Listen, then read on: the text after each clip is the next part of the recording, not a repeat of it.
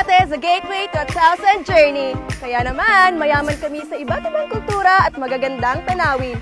Tupudan niyo ako, Pasyaron, Libuton, kag may love sa rodeo capital of the Philippines. Kamus kita sa Masbet ko, Masbate!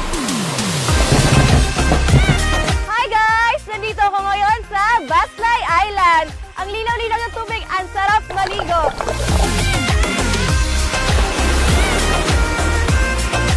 Gusto mo bang mag-enjoy kasama ang iba't ibang uri ng mga hayop? Tara, sa Kalasangan Mini Zoo!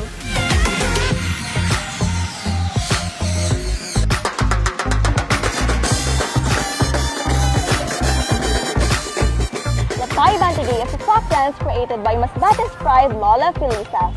It is inspired by the movement of the seagull. We celebrate this festival every month of September.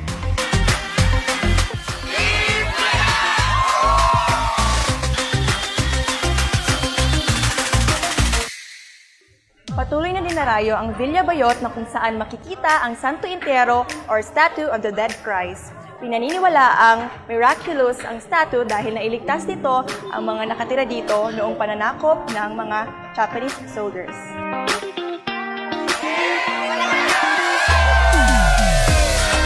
Hi mga Dovercats! Andito tayo ngayon sa Lumawig River. Tinawag itong Lumawig dahil may haba itong 3.5 kilometers.